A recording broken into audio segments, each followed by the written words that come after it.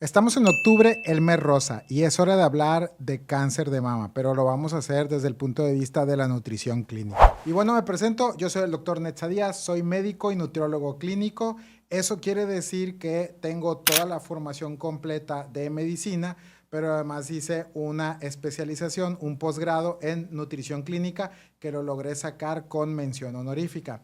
Aunado a esto, tengo ya más de 10 años siendo profesor en la Facultad de Ciencias de la Nutrición y Gastronomía de la Universidad Autónoma de Sinaloa y ya tengo más de 15 años ejerciendo todos los días la nutrición clínica, viendo muchas patologías y ¿qué creen? Dentro de ellas, ver el cáncer de mama ha sido una de ellas. Y bueno, antes de empezar, también comentarles que si ustedes llegaron gracias a este video, este canal, primeramente, gracias. Y si no están suscritos, no pasa nada, pero de veras, a nosotros nos sirviera mucho que se suscriban, le den ahí una vista a los demás videos, comenten, por ahí reaccionen con una manita arriba a los videos, porque esto nos sirve mucho para no solamente traer este tema tan importante, sino muchos más en un futuro. Y arrancamos con este tema de qué comer cuando se padece cáncer de mama. Primero que nada, ¿qué es el cáncer de mama? Bueno, el cáncer esencialmente es la mutación desde el punto de vista celular depende de qué área de nuestro cuerpo. Al hablar de cáncer de mama, pues quiere decir que las células que están en la región de las mamas van a empezar a mutar. Y se dice que cuando mutan son células que ya prácticamente pues se dañaron y que empieza este tipo de mutación. Ahora, existen tumores que son benignos, o sea, que no entran como cáncer, ¿sí? Y existen tumores que sí son malignos. Por eso, para que ustedes puedan tener toda la seguridad, esto tiene que ser acompañado desde el punto de vista médico, ya sea primeramente con tu ginecólogo o ginecóloga, pero también después, si la sospecha sigue, pues verlo con un oncólogo o una oncóloga, un especialista en la oncología, que ya ahí ya se va a ver más a profundidad y analizar si está la cuestión del cáncer, qué tanto ha proliferado o no. Y acuérdense que todo esto en aspectos preventivos es lo mejor. Por eso también para prevenir, además de la cita médica, pues todo el tema de la autoexploración, pues es muy importante el estar revisándose, también es muy importante. Ahora, para que una persona pueda tener mayor factor de riesgo de llegar a cáncer de mama, existen factores de riesgo modificables y no modificables. ¿Qué quiere decir esto? Los no modificables son factores de riesgo que nosotros ya tenemos y que pues básicamente como su nombre lo dice, pues no se pueden modificar. Ahí están y nos generan, no que específicamente a una persona sí o sí le vaya a dar cáncer. De hecho, todas las enfermedades tienen sus factores de riesgo, tanto modificables como no modificables, que ahorita los vamos a ver para el tema del cáncer de mama. Y como su nombre lo dice, los factores de riesgo modificables son los que con nuestro estilo de vida, nuestro hábito, los podemos mejorar, los que tengamos ahí que mejorar para prevenir o disminuir lo más que se pueda, pues el padecer alguna enfermedad, en este caso que estamos hablando del cáncer de mama. Entonces, miren, dentro de los factores de riesgo no modificables, pues tenemos el primero que es el género, el sexo. El sexo femenino tiene un mayor porcentaje de padecer cáncer de mama, pero también hay un porcentaje bajo, pero existe, de cáncer de mama en hombres. Entonces, hombres que estén viendo esto, pues resulta que si tú creías que no te podía dar cáncer de mama, pues resulta que sí, pero sabemos que es más común en las mujeres este tipo de cáncer, ¿ok? Bueno, el segundo factor no modificable es la edad avanzada. Así es. Se dice que el punto de corte es arriba de los 50 años. ¿Qué quiere decir? ¿Que debajo de los 50 años no te puede dar cáncer de mama? Sí te puede dar, pero arriba de los 50 años es más alta la probabilidad, o sea, el factor de riesgo de padecerlo. Antecedentes familiares. Si tú eres hombre o mujer, sobre todo ya sabemos que mujer, y tienes antecedentes de cáncer de mama, ya sea de tu mamá, de tu papá, abuelos, tíos, tienes que preguntar si no sabes, tienes que indagar un poco, si no conoces a tus familiares, pues velos conociendo, investiga, interroga, porque este es un aspecto muy importante. La mayoría de los casos de cáncer de mama es una realidad que se dan porque se tiene pues antecedente familiar de cáncer de mama. Por ahí tenemos también mutaciones genéticas, ¿sí? También tenemos que si a una mujer inició su periodo, o sea, lo que le llamamos clínicamente como la menarquia, si tiene la menarquia antes de los 12 años, le genera un factor de riesgo sí, para cáncer de mama y también si tuvo menopausia tardía. ¿Cómo se considera una menopausia tardía? Empezar con la menopausia arriba de los 55 años.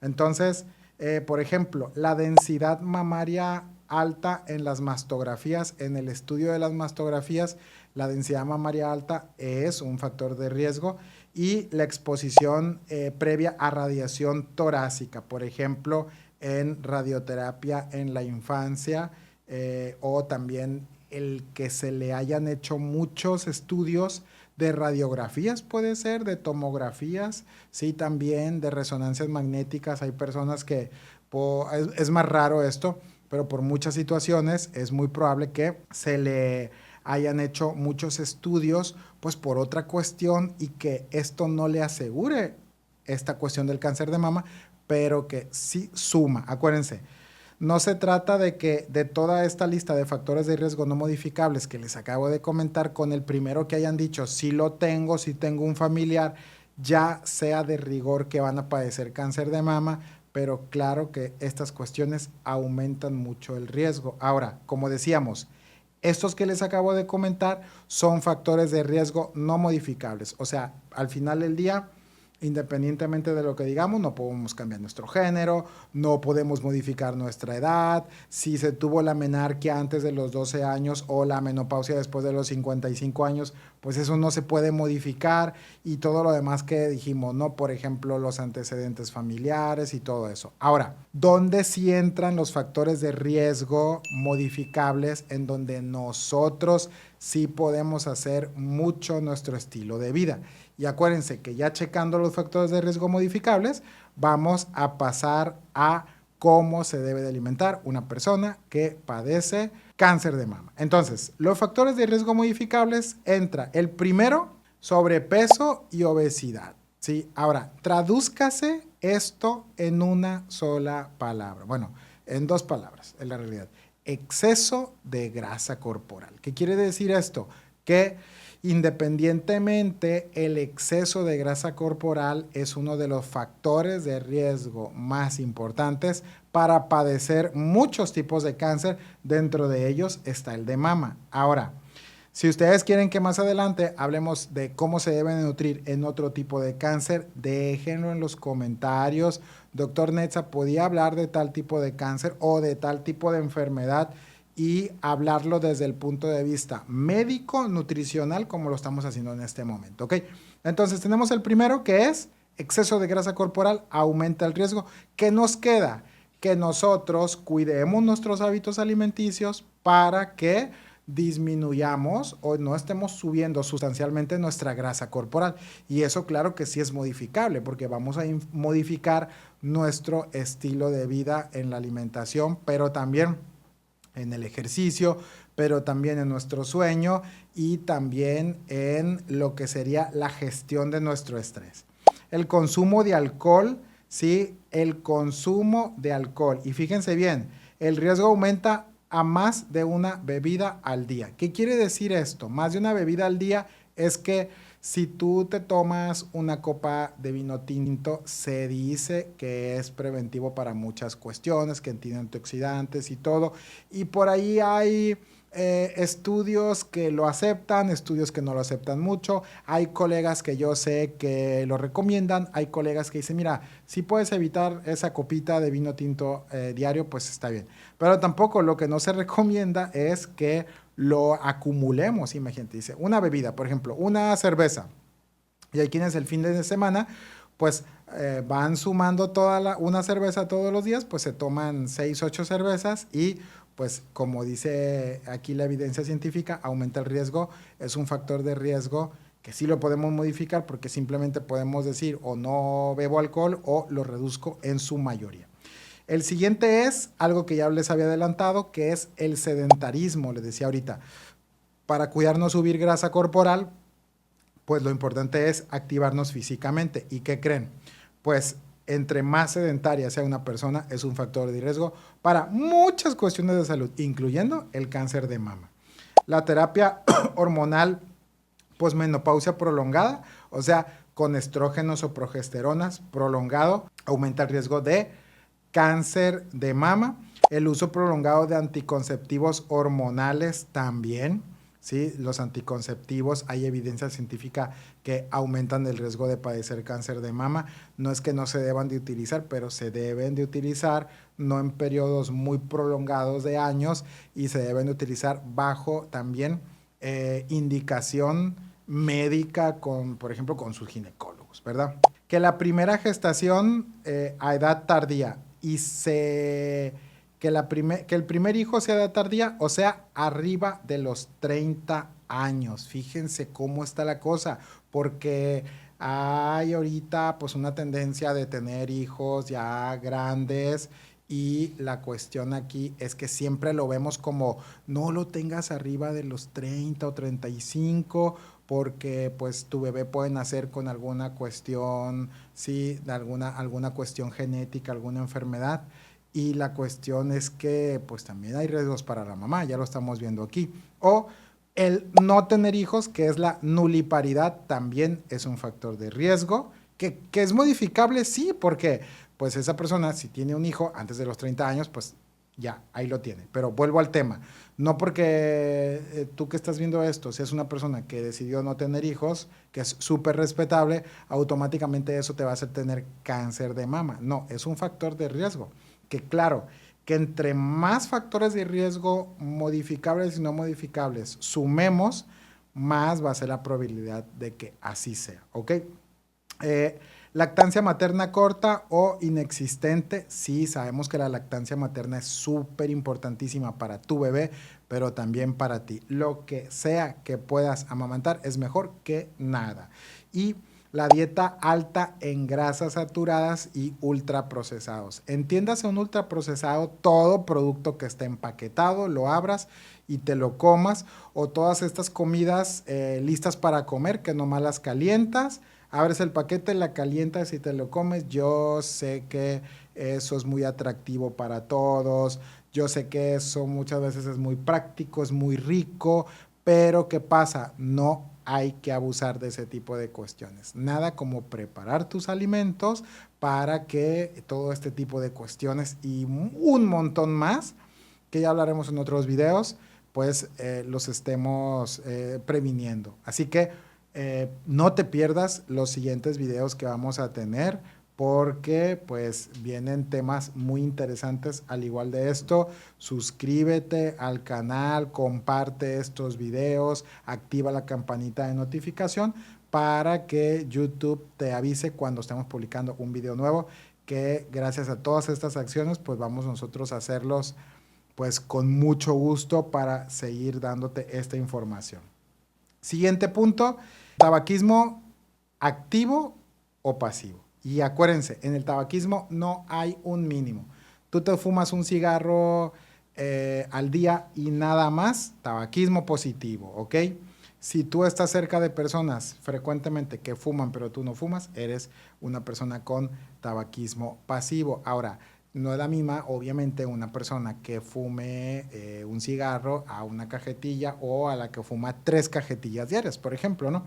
Entonces, aún así, tabaquismo positivo es desde la persona que se fuma de un cigarro en adelante. No hay nada de que es que yo nomás fumo uno cuando me estreso, no sé, cuando termino de consumir tal alimento y así. No hay una mínima. Ahora, Fíjense bien, ya terminamos los factores de riesgo modificables, que tienen mucho que ver con nuestro estilo de vida. Y adivinen qué, no existe, me voy a regresar a lo nutricional, dieta alta en grasas saturadas y ultraprocesados. Les expliqué ya los ultraprocesados, pero no la dieta alta en grasa.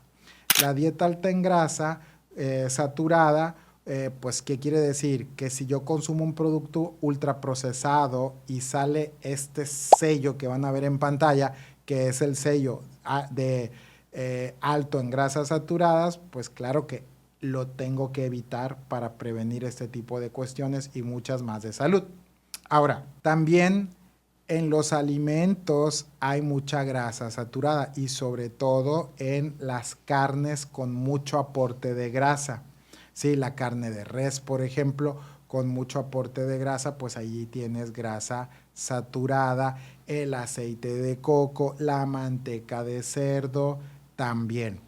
¿Por qué la manteca de cerdo? Me ha comentado mucha gente, fíjense, ¿por qué la manteca de cerdo no tiene sellos ni de calorías, ni de grasa saturada y todo? Porque los sellos solamente son para cosas que vienen agregadas, ¿sí? Y que el azúcar, el sodio, las grasas, para eso está hecho el sistema de los sellos frontales, ¿sí? Pero si ustedes ven la manteca de cerdo, no tiene sellos porque no tiene ningún agregado.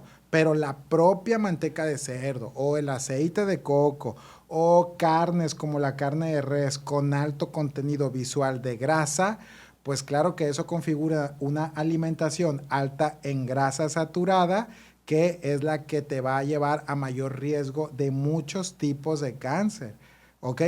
En este caso también el cáncer de mama. Entonces, y esto es muy importante aclararlo porque muchas personas me han preguntado que si tienen cáncer de mama o quieren prevenirlo, deben de hacer dietas que están muy de moda ahorita, como la dieta keto o la dieta cetogénica, o como mi mamá dice que le decían en su momento, la dieta de grasas.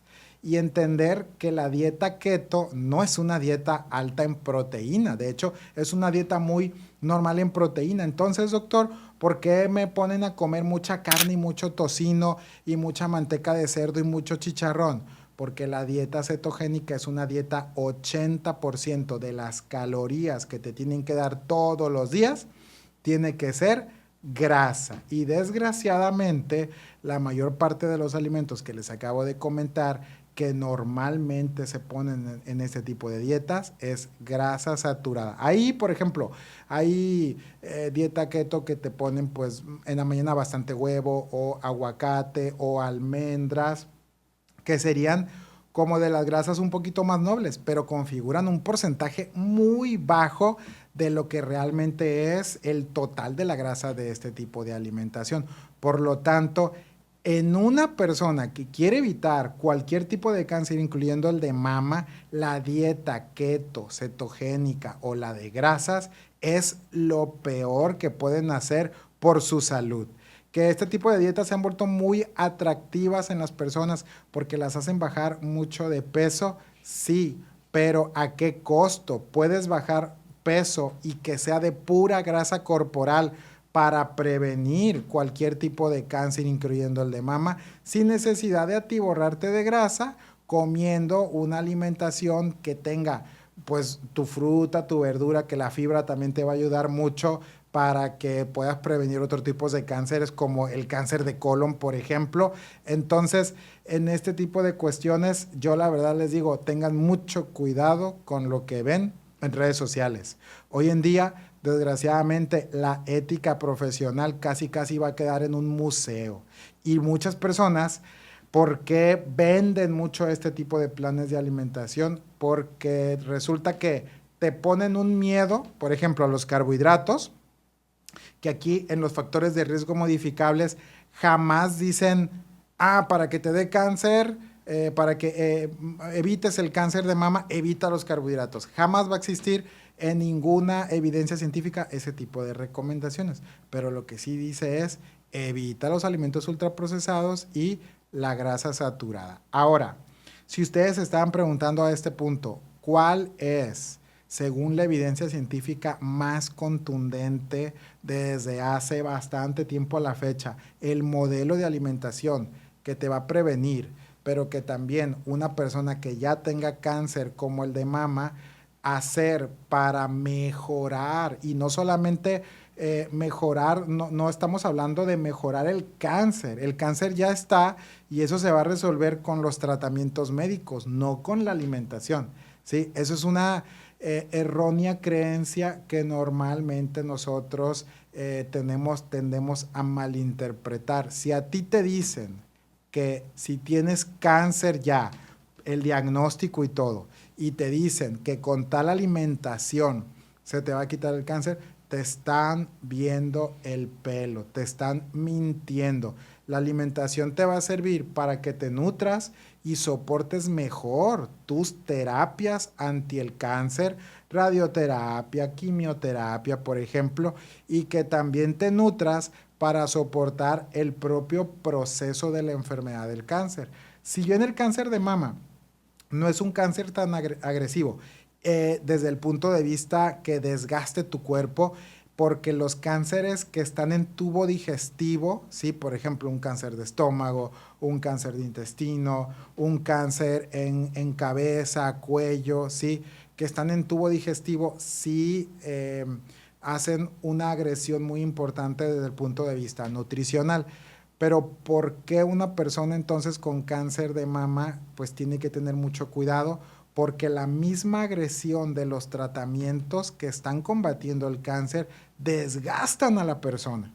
Y por eso empiezan las personas a dejar de comer, y esto repetido con el tiempo, empieza a haber carencias nutricionales, la persona empieza a perder mucho músculo, mucha grasa, y es la típica imagen, por así decirlo, que estamos viendo en una persona que padece cáncer. Es una imagen de una persona muy adelgazada, ¿ok?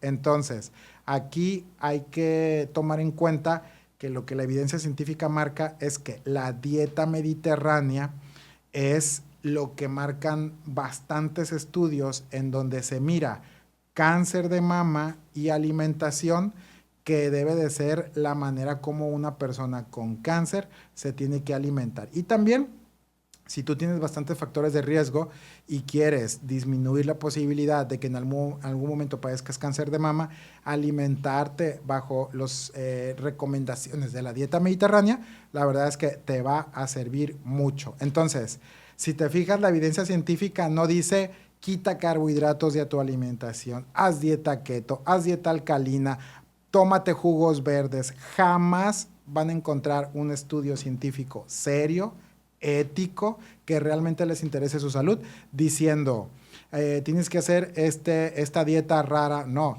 la dieta que recomiendan para el tratamiento del cáncer de mama es para el tratamiento de los síntomas, insisto, y aclaro muy bien para que no se malinterprete esto, es la dieta mediterránea. Y ahora sí, les voy a explicar entonces en qué consiste toda esta cuestión de la dieta mediterránea. Y ahorita en pantalla van a estar viendo la pirámide de la dieta mediterránea, en donde sinceramente, por ejemplo, hay muchos esquemas de la dieta mediterránea. A mí me gusta mucho este.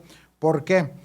Porque lo que a mí me agrada es que la base, antes de empezar con las cuestiones alimenticias, la base tiene mucho que ver con mantenernos activos físicamente. O sea, si tú padeces cáncer y tienes cierta debilidad, no quiere decir que estés todo bien en cama, porque necesitas moverte.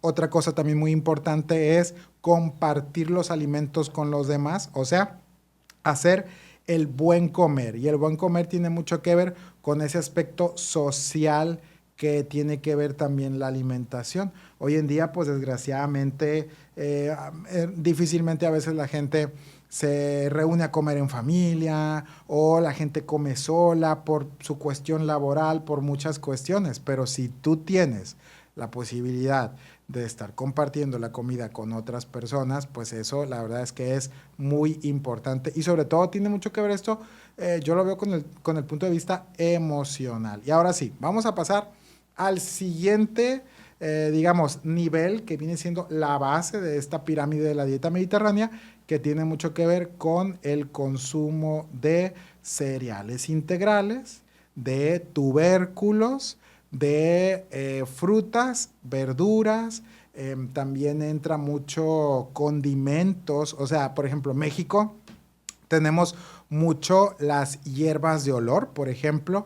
Entonces, todo esto hace que a las comidas les dé un toque muy diferente antes de quererles poner grandes cantidades de sal o de condimentos que llegan a tener ingredientes, pues más que sumen a que prevengamos o a la mejoría, pues nos reste, ¿no? Entonces, en esta cuestión, pues esta pirámide de la dieta mediterránea no viene en cantidades, simplemente si se fijan es que nos está sugiriendo la cantidad como la tenemos que basar. Y me voy a detener aquí un poquito porque mucha gente va a decir, doctor Netza, oiga, yo he visto en mil videos, en 1000 recomendaciones, inclusive puede que digan, mi oncólogo me dijo en algún momento que tengo que evitar los carbohidratos, que tengo que evitar los azúcares, que todo eso va a alimentar a las células con cáncer. Y la realidad es que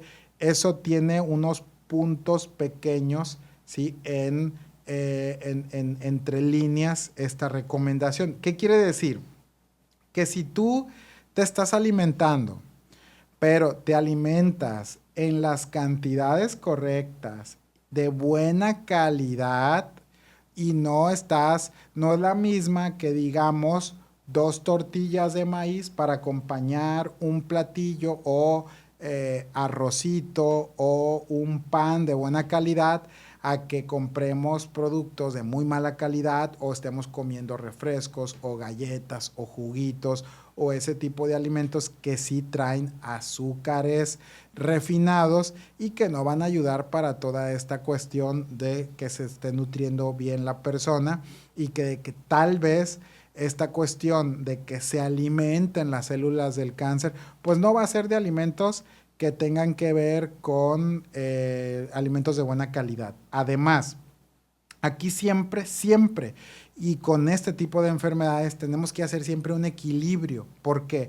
si también comemos mucho sin valorar la calidad de la alimentación, no nos conviene, pero si restringimos mucho, además del proceso de la enfermedad, además del tratamiento que le estén dando a la persona, que la alimentación se vuelva, o bueno, la mala alimentación, la carencia de comida, se vuelva un factor que empeore el cuadro clínico de una persona con cáncer, no debe de ser. La alimentación nunca va a alimentar a las células con cáncer o la alimentación nunca va a empeorar un caso si la sabemos llevar en buena calidad y en buena cantidad. Vámonos al siguiente punto, que nos habla acerca del consumo de pescados, de mariscos, por ejemplo, de productos del mar, y si son, pues que si son enlatados, que no sean tan seguido, entre menos enlatados, mejor. Hoy en día toda la cuestión de los conservadores tiene mucho diferente a como era antes. Hoy en día los conservadores son súper nobles para nuestra salud. Hoy en día, por ejemplo, sigue habiendo mucho mito con lo congelado, por ejemplo, verdura congelada, fruta congelada, que es súper práctico y no va a haber ningún problema para empeorar el padecimiento de una persona, por ejemplo, en cáncer de mama, ¿sí? Ahora, el siguiente punto también tiene que ver con el consumo de huevo, de aves como el pollo, de queso, de yogur, por ejemplo, ¿sí? Que también lo vamos a estar haciendo frecuentemente, tal vez no del diario, pero lo vamos a ir integrando.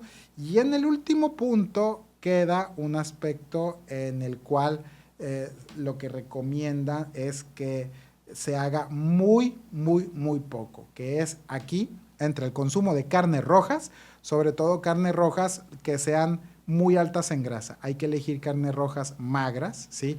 Es muy importante estar utilizando carnes rojas de 1 a 2 veces a la semana máximo, porque si no vamos a perder la mejor fuente de hierro que esto va a hacer que la persona caiga en anemia. ¿Y dónde viene la mejor fuente de hierro? Después del consumo de hígado, en la carne de res. Digan lo que digan, no hay alimento después del hígado, que es una víscera que yo recomendara en lo personal, que no la utilizaría una persona con cáncer, pero que utilice carne de res magra. ¿Qué quiere decir magro? Que sea que su contenido visualmente pues tenga muy poca grasa. Entonces, ahí tenemos la pirámide de la dieta mediterránea y ya al final ya les quiero comentar 10 puntos importantes a tener en cuenta en la alimentación en una persona con cáncer de mama. Primero, ya sabemos, el primer punto es que la persona tenga una buena relación grasa y músculo. O sea, es muy fácil que una persona con cualquier tipo de cáncer pierda masa muscular. Por lo tanto, hay que estar vigilando que la persona no esté perdiendo masa muscular y que la alimentación le ayude a mantenerla o a formar masa muscular y que a la par estemos no subiendo grasa corporal. Al contrario, mantener niveles normales de grasa corporal. Aumentar el consumo de frutas y verduras. Aquí estamos viéndolo desde el punto de vista vitaminas, minerales, fibra, antioxidantes. Entonces, ya en pleno 2025 está obsoletísimo solamente ver a la fruta como azúcar. Y ojo, el tema es que la cantidad de la fructosa, que es el azúcar de la fruta que tiene, es un aspecto en el cual no va a haber ningún problema. No hay un solo estudio científico, no hay un caso en un centro oncológico que digan, le empeoró su caso por comer frutas y verduras. Jamás, y no lo va a haber. Entonces, cuidado con lo que ven en redes sociales, ¿verdad? El tercer punto es preferir cereales integrales y altos en fibra, lo que decíamos ahorita en la pirámide, consumir legumbres y proteínas vegetales. ¿Cuáles son las legumbres? Frijol, lenteja, habas, garbanzos, ¿sí?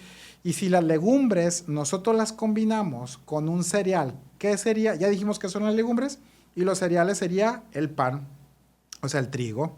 Las legumbres sería el arroz. La legumbre también sería la avena, la quinoa, ¿sí? Todos estos son ejemplos, algunos ejemplos de cereales, y cuando un cereal se combina con una leguminosa, creamos una proteína de alto valor biológico. ¿Qué quiere decir? Que una proteína la proteína de la carne de un animal tiene, una proteína está formada por muchos aminoácidos. Bien, las leguminosas tienen un cierto tipo de aminoácidos y los cereales tienen otro cierto tipo de aminoácidos. Y al combinarlos, pues se complementan perfectamente bien y a eso le llamamos una proteína vegetal de alto valor biológico, ¿ok? Obviamente, como decíamos ahorita, también favorecer las grasas saludables, ¿sí? ¿Dónde están las grasas saludables? En el aceite de oliva, cocinando con el aceite de oliva, en el aguacate y en lo que le llamamos frutos secos, como la almendra, las nueces, por ejemplo. Limitar el consumo de azúcares añadidos y ultraprocesados. ¿Se dan cuenta? Azúcares añadidos y ultraprocesados, ¿ok? Entonces, hay que comprar un pan de buena calidad, ¿sí? Hay que utilizar, si se puede, arroz integral, aunque no va a haber problema si se utiliza arroz blanco. Hay que utilizar alimentos que vengan de buena calidad, pero todos estos alimentos ultraprocesados, por más orgánico que diga, por más guau que parezca, hay que tener cuidado. Evitar el consumo de alcohol una vez que se padece de cáncer o que está en bastante riesgo de padecerlo, ya le dijeron que tiene bastante riesgo, evítelo. Mantener actividad física regular a medida de sus posibilidades, ya sea para prevenir o una vez teniendo el cáncer y a medida que usted se sienta con mejor ánimo, que para eso es muy importante la alimentación, hay que mantenernos activos físicamente a medida de las posibilidades. Mantenernos bien hidratados, por supuesto que es muy importante. Y todo esto tiene que ser acompañado con una valoración y con una nutrición súper específica para usted. Estas recomendaciones no suplen ni una consulta médica, oncológica, ginecológica, ni ninguna consulta de nutrición clínica. Todo esto simplemente es para desmitificar muchas cosas, para aclarar muchas cosas, pero para que vea usted también cómo por dónde va a ir la cuestión, que si se fija es mucho a mejorar la calidad de vida de una persona pues que padece o que está con mucha probabilidad de padecer con mucha probabilidad de padecer cáncer de mama, y también de que lo prevenga si es que usted tiene bastantes factores de riesgo, sobre todo que usted tenga familiares que hayan padecido o que desgraciadamente ya fallecieron, pero que hayan padecido cáncer de mama. Espero que todas estas recomendaciones le sirvan bastante para que usted se dé cuenta de esto, para que se anime a recibir una atención nutricional correcta con personas que realmente tengan la experiencia y estén bien capacitadas para este tipo de situaciones. Yo soy el doctor Netza Díaz, médico, nutriólogo clínico, y encantado de que hayan llegado al final de este video. Dejen todos los comentarios porque voy a estar ahí leyéndolos. Personalmente voy a estarlos contestando, y también, por favor, para que yo pueda darme este tiempo entre consultas, entre mis días de clases, entre las demás actividades, yo pueda darme este tiempo de estarles compartiendo a ustedes frente a la cámara y a la comodidad de su casa, de su celular, de su televisión, de donde sea, pues toda esta información que con mucho gusto yo sé que les puede hacer de mucha utilidad. Nos vemos en el siguiente video. Hasta luego.